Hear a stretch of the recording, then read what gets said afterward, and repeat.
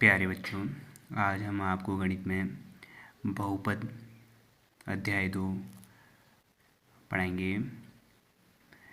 जैसा कि आप जानते हैं, बहुपद के बारे में हम कक्षा 9 में पढ़ चुके हैं।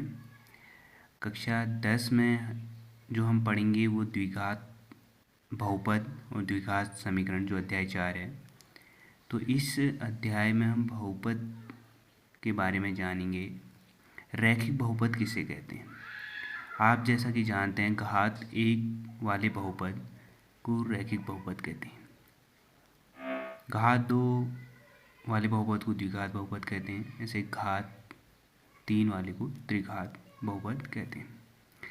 अब जैसे उदाहरण के द्वारा हम समझेंगे कि रैखिक बहुपद क्या होता है। देखिए, मैंने बोला ऐसा बहुपद जिसकी घात 1 है। अब यहाँ पे मैं घात 1 का x धन 1 लिख दिया। तो ये जो है हमारे पास, ये जो चर राशि है इसकी घात 1 है, तो ये घात 1 का बहुपद होगा। वैसे ही ज़रूरी नहीं हम चर x ही लें। आप जानते हो कि अंग्रेजी के जितने भी अल्फ़ाबेट होते हैं A to Z, वो गणित में चर राशि का काम करते हैं। ऐसे ही आप दूसरा उदाहरण ले सकते हैं, 3/5 t धन 7। जरूरी नहीं यहाँ पे चिन्ह माइनस भी हो सकता है, प्लस माइनस कुछ भी हो सकता है। ऐसे बाकी उदाहरण आप लिख सकते हैं। घात 2, जो कक्षा 10 बहुत इम्पोर्टेंट है, द्विघात बहुपद। तो द्विघात बहुपद के लिए ऐसा बहुपद जिसकी अधिकतम घात 2, मतलब ये हमने लिखा x² - 5x धन 6। तो ये जो चर राशि x के पदों में देख रहे हो, सबसे अधिकतम घात 2 है, उसके बाद घात 1 और यहाँ पे घात 0। क्योंकि देखो, हमने पहले पढ़ा है किसी भी संख्या या कोई भी चर है उसकी घात 0 उसका मान 1 होता है। तो ये मतलब x की घात 0 1, मतलब ये 6 ही है। तो ये जो चर राशि है यहाँ पे वो x है और ये मानक रूप है, मतलब मानक मतलब स्टैंडर्ड फॉर्म। घात 2, ये घात 2 डिक्रीज होते रह रही है, 2 के बाद 1 0। तो ये द्विघात बहुपद का उदाहरण है, एग्जाम्पल है। ऐसे ही जरूरी नहीं यहाँ पे चर राशि x हो, कुछ भी t भी हो सकता है, u भी हो सकता है। कहने का मतलब द्विघात होने के लिए अधिकतम घात 2 होना कंपलसरी। आप सिंपली t² भी लिखोगे तो भी ये द्विघात है। इसके आगे 2 लिख दो, पीछे को माइनस का दो, प्लस का दो, कुछ भी। तो हमारे सिलेबस में द्विघात बहुपद है, तो हम इसके बारे में विस्तृत रूप से जानेंगे कि द्विघात बहुपद होता क्या है। सबसे पहले मैंने बता दिया, अधिकतम घात बहुपद की 2 होनी चाहिए, जैसे उदाहरण बता रहा है। चर राशि कुछ भी हो सकती है, सिंपली t² भी हो सकता है, u² s², कुछ भी, मतलब अधिकतम घात 2 होनी चाहिए। अब हम पढ़ेंगे द्विघात जो बहुपद है उसका मानक रूप, मतलब स्टैंडर्ड फॉर्म क्या होता है, उसको किस रूप में लिखा जाना चाहिए। देखिए, द्विघात के लिए हमें अधिकतम घात 2, ये मानक रूप है जो मैं आपके सामने लिख रहा हूँ यहाँ पे।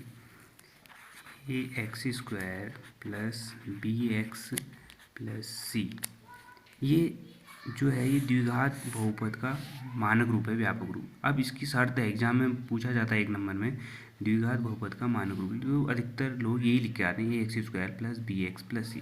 तो एक यहाँ पे कंडीशन लिखनी है कि a 0 नहीं होना चाहिए। देखो, a 0 हो जाएगा, दैट मीन्स ये ख़त्म हो जाएगा, ये तो रहेगा ही नहीं, और ये नहीं रहेगा तो फिर ये द्विघात नहीं रहेगा, फिर ये रैखिक हो जाएगा। ठीक है, तो यहाँ पे हमें ये ध्यान रखना है कि ax² होना कंपलसरी है। x² का गुणांक, देखो गुणांक नाम जो हम अभी पढ़ेंगे विशेष रूप से, गुणांक होता क्या है। देखिए, संधि विच्छेद करेंगे, गुणा का अंक, गुणांक मतलब गुणांकांक। तो जो हमारी चर राशि है उसके साथ गुणा में कौन से अंक या लेटर्स हैं। तो यहाँ पे देखो, ये जो द्विघात बहुपद है ये x के पदों में है, तो इसके साथ जो x² का गुणांक है वो a है, x का गुणांक b है, और अचर पद कांस्टेंट जिसे बोलते हैं ये c है। अचर पद मतलब जिसमें चर राशि नहीं है। तो इतना जानने के बाद हमने समझ लिया है द्विघात बहुपद का मानक रूप क्या होता है, उसकी शर्त क्या है कि a 0 नहीं होना चाहिए। अब द्विघात मतलब अधिकतम घात 2, इसका मतलब है इसके शून्यक जो होंगे वो 2 होंगे, और इसके शून्यक जिसको हम मूल भी बोलते हैं, कंफ्यूज नहीं होना है, बात एक ही है। शून्यक या मूल का मतलब एक ही है, जिसको इंग्लिश में जीरोज बोलते हैं। अब क्योंकि हमने कक्षा 9 में पढ़ा है, गुणनखंड विधि पढ़ी है ना, गुणनखंड विधि या मध्य पद विभाजन विधि, देखो इस विधि के द्वारा हम करते क्या है, इस विधि के द्वारा हम करते क्या है, गुणनखंड करते हैं और उन गुणनखंडों से हम शून्य ज्ञात करते हैं। तो ये अभी सीखेंगे हम। तो पहले हम द्विघात के बारे में विस्तृत रूप से जानेंगे। अब हम आगे वो देखेंगे कि अभी हमने द्विघात का व्यापक रूप पढ़ा कि ये ax² प्लस bx प्लस सी होता है। ये देखिए एक चीज़ ध्यान रखना, द्विघात बहुपद है। माना कोई भी समीकरण होती है तो वो जीरो बराबर जीरो होना चाहिए समीकरण, उसमें बायां पक्ष और दायां पक्ष होना जरूरी है। इसको हम बोलेंगे द्विघात समीकरण। ये समीकरण है क्योंकि यहाँ पे क्या है, समीकरण में बायां पक्ष और दायां पक्ष दोनों है, तो ये द्विघात समीकरण है। और खाली ax² प्लस bx प्लस सी है, तो इस ये है हमारे पास द्विघात बहुपद। शर्त दोनों के लिए सेम है क्योंकि एक ही समीकरण है, अंतर इतना ही है, यहाँ जीरो है, यहाँ जीरो नहीं है, समीकरण में जीरो। तो प्रश्नावली करते हैं, फिर आगे को समझेंगे डिटेल से।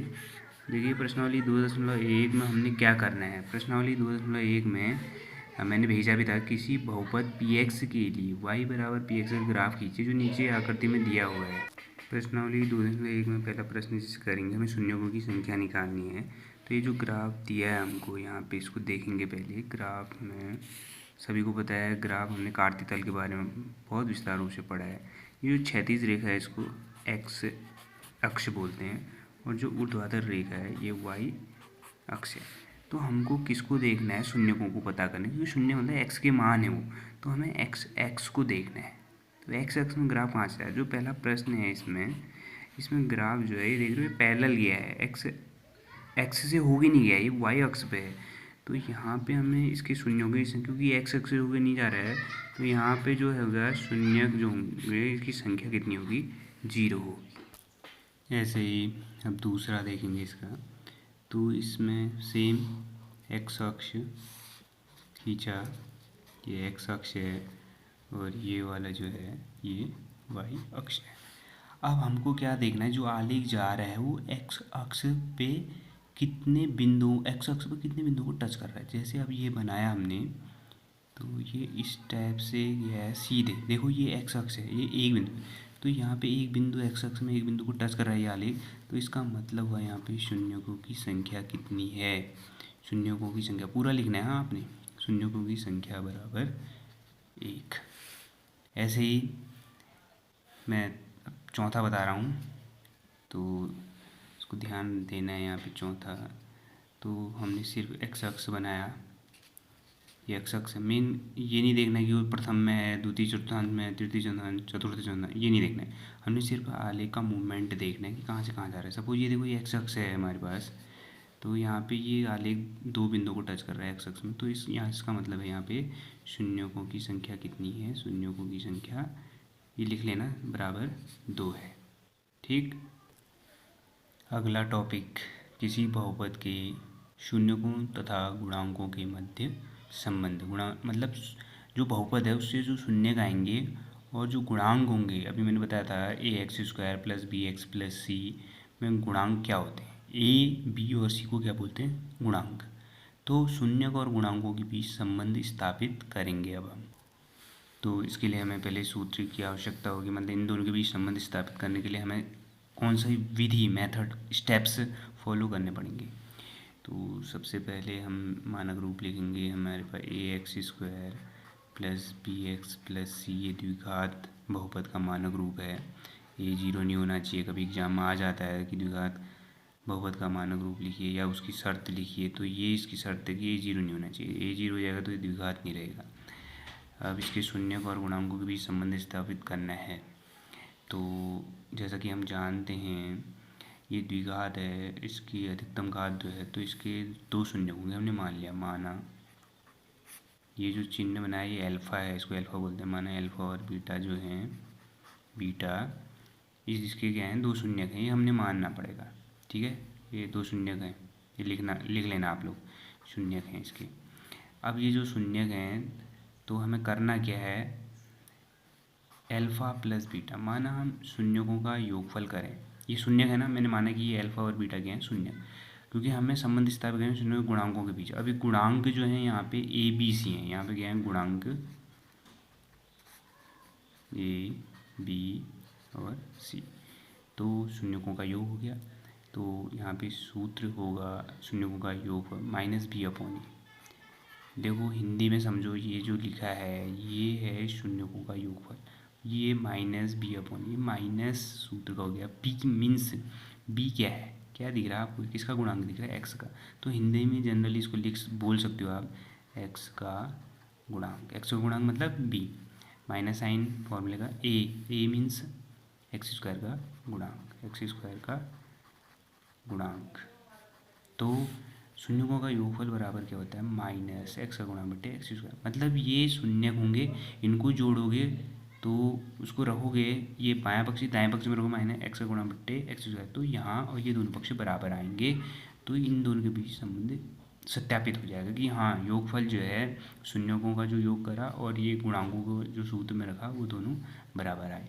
ऐसे ही गुणनफल करेंगे तो एल्फा इंटू बीटा, शून्यकों का गुणनफल सी अपॉन ए, सी अपॉन ए, सी मीन्स अचर पद, अचर पद हुआ ना, कांस्टेंट अभी बोला था, ए अभी आया था जैसे ही, तो क्या बोला एक्स स्क्वायर का गुणांक, तो यहाँ पे भी क्या होगा एक्स स्क्वायर का गुणांक। ठीक हो गया। अब हम पहला प्रश्न करेंगे जिससे कि ये जो फॉर्मूले लिखे हैं ज़्यादा समझ में आएगा कि इसको अप्लाई कहाँ करना है। तो निम्न द्विघात बहुपदों के शून्य ज्ञात कीजिए और शून्यकों तथा गुणांकों के बीच संबंध की सत्यता की जांच कीजिए। तो अब हमने सेम क्या करना है, शून्यकों तथा गुणांकों के बीच संबंध की सत्यता की जांच कर। तो प्रश्न देखेंगे हम, तो x square minus 2x minus 8, ये प्रश्नावली 2.2 का पहला प्रश्न का पहला पार्ट है। तो हमें करना क्या है, ये ध्यान रखना है हमको, ये इसमें पहले शून्यक निकालने हैं और ये जो गुणांक दिए हैं, गुणांक मतलब यहाँ पे इसकी तुलना करेंगे, ए बराबर यहाँ पे एक है क्योंकि हम जानते हैं ए क्या होता है एक्स स्क्वायर का गुणांक, बी क्या होता है एक्स का गुणांक, बी साइन चिन्ह भी ध्यान रखना है, और सी अचर पर जो होता है -8 हो गया। ये इतना होने के बाद अब हम पहले इसको, ये जो है बहुपद हमारे पास, इसको हम कक्षा 9th में हमने मध्यपद विभाजन विधि पढ़ी थी, जो गुणनखंड विधि, तो उसके अनुसार करेंगे। देखिए इसका गुणांक 1 है, ये तो 8 और यहाँ पे 1, 8 एकम 8, ऐसे दो नंबर ढूंढने हैं कि गुणा करके 8 आए, जोड़ के घटा के मध्यपद आए 2। तो आप जानते हैं कि वो नंबर जो होगा वो 4 गुणा 2 करते हो तो गुणा करके कितना आ रहा है 8, और ये जोड़ के या घटा के, यहाँ घटा के आ रहा है मध्यपद 2। तो अब हम क्या करेंगे, यहाँ पे इसके मध्यपद विभाजन कर देंगे। तो माइनस का 2x कैसे आएगा, 4 और 2 हैं तो माइनस का 4x धन का 2x लिखूँगा। जब ऐसा लिखूँगा तभी तो ये माइनस का 2x बनेगा ना मध्यपद। तो माइनस का 8, पहले के दो में कुछ कॉमन, x कॉमन लिया तो x माइनस 4 ये हुआ, और यहाँ पे क्या कॉमन आएगा प्लस का 2, तो ये क्या हो जाएगा x माइनस 4। देखिए जो हमने कॉमन लिया दोनों में वो सेम है, और ऐसा होना भी चाहिए। नहीं हो रहा है तो कहीं ना कहीं आपने कोई ना कोई स्टेप या कोई चिन्ह में गलती हुई है। अब ये और ये सेम है तो इसको एक बार ब्रैकेट में लिख दिया, बाकी अगले ब्रैकेट में इनके आउटसाइड, इसके आउटसाइड x है और इसके आउटसाइड प्लस का 2 है। देखिए हमने क्या कर दिया, ये जो बहुपद दिया था इस बहुपद का हमने गुणनखंड विधि मध्यपद विभाजन द्वारा गुणनखंड कर दिया। अब हम गुणनखंड हो गया, अब हम इससे क्या निकाल सकते हैं, शून्य। अब हम क्या करेंगे, इनको अलग अलग जीरो के बराबर, यदि पहला तो आया था x धन 4, इसको बराबर 0 किया तो इम्प्लाइज दैट यहाँ से हो गया x बराबर माइनस का 4। देखिए द्विघात बहुपद था तो 2 घात में अधिकतम घात 2 है तो इसके 2 शून्य हुए तो पहला शून्य आ गया। ऐसे ही हमने दूसरा निकालना, तो दूसरा, और यदि हमने फिर दोबारा जो था ये दूसरा, ये x धन 2, तो यहाँ से हमने क्या किया x धन 2 बराबर 0, यहाँ से क्या आ गया x बराबर -2। सॉरी एक मिस्टेक हुई, जो वेनिस्ट था ये x ऋण 4 है, x ऋण 4 ना ये, तो यहाँ पे क्या होगा x ऋण 4 बराबर 0, तो x बराबर प्लस का 4 हो गया ये, और यहाँ पे x धन 2 बराबर 0 तो x बराबर माइनस का 2 हो गया। तो एक वही कभी भी करो तो ये चेक कर लेना कि हमने क्या किया है, x ऋण 4 इधर भी आया x ऋण 4, तो x ऋण 4 था ये, और ये अगला जो इनके आउटसाइड थे x, ये प्लस का 2 x प्लस 2। अब इनको अलग अलग जीरो के बराबर किया तो यहाँ से x माइनस 4 बराबर 0, तो x बराबर माइनस पक्षांतर हुआ है ऋण 4 है ना, जंप मारेगा बराबर के दाईं ओर जाएगा तो पक्षांतर में चिन्ह बदल जाएगा, प्लस का माइनस, माइनस का प्लस, तो ये माइनस का यहाँ जाके प्लस, ये प्लस था x प्लस 2, यहाँ जाके माइनस का हो गया। तो ये हमने शून्यक निकाले। अब हमें तुलना करनी है। इस प्रश्न में पूछ क्या रहा है, सत्यता की जांच करो। अब सत्यता की जांच कैसे होगी, गुणांकों और शून्यों के बीच जो अभी सूत्र बताया था हमने, सूत्र जो बताया ये, तो ये शून्यक हैं जो अब हमारे आगे हैं, 4 और ऋण 2, 4 और ऋण 2, और गुणांक क्या है ये जो मैंने लिखे हैं ABC, इनके भी अब संबंध रिश्ता। तो पहला अब हम क्या करेंगे, सत्यता की जांच करेंगे, संबंध निकालेंगे इनमें। तो हम लिखेंगे हेडिंग यहाँ पे संबंध की सत्यता की जांच। तो सीधे लिख देते हैं शून्यकों का योगफल, शून्यकों का योगफल बराबर माइनस बी अपॉन ए। तो देखो सीधे रख देते हैं, शून्य जो है हमारे 4, योग करना है धन, तो अगला माइनस का है तो ब्रैकेट का यूज, बराबर माइनस सूत्र का बी, बी क्या है ये माइनस का 2, तो यहाँ पे माइनस का 2/1, एक है ना। तो अब इसको सॉल्व करोगे, 4 धन गुणा ऋण, ऋण होता है तो ये क्या हो जाएगा, यहाँ पे ऋण हो जाएगा, बराबर ये ऋण है, ये भी ऋण है, ऋण गुणा ऋण क्या होता है, कोष्टक में लिखते हैं तो 2 था 1, 2 बराबर कितना आ गया 2। तो ये 2 बराबर 2 किसके लिए संबंध सत्य हो गया, शून्यकों का योगफल जो होता है, जो हमारे शून्यक आए हैं इनको योग करोगे और जो गुणांकों में रखोगे सूत्र के हिसाब से, उससे दोनों पक्ष बराबर आएंगे। अब हम शून्यकों का गुणनफल करेंगे। तो आप जानते हैं जैसे कि शून्यकों का गुणनफल करना है तो सूत्र का प्रयोग, गुणनफल क्या होता है, C अपॉन, ये याद होनी चाहिए। ये शून्यकों का गुणनफल राशि है, शून्य हमारे क्या आए थे 4 और 2, उनका गुणा 4 कोष्टक में लिखा जाएगा, 4 गुणा 2, C कितना है, C देखोगे आप एक बार, तो C जो देखने पे मिल रहा है हमको ये कितना है, माइनस का 8। तो यहाँ पे हमने क्या कर दिया है, माइनस का 8 और A है हमारा 1, इसको सॉल्व किया, 4 दूनी 8, क्योंकि माइनस का तो -8 बराबर -8। देखो यहाँ से भी गुणनफल भी क्या हो गया हमारा, LHS और RHS दोनों बराबर है। तो अतः शून्यकों तथा गुणांकों के बीच संबंध सत्य है, लास्ट में लिखा है इति सिद्धम, प्रूव्ड हो गया, हेंस प्रूव्ड। तो ये पहला प्रश्न समझ में आ गया होगा। ऐसे ही दूसरा प्रश्न करोगे, सेम ऐसे करना है, पर यहाँ पे चर राशि बदल गई है दूसरे में, यहाँ पे इसने दे दिया है s के पदों में, तो 4s² - 4s + 1, सेम ऐसे ही आपने इसको करना है।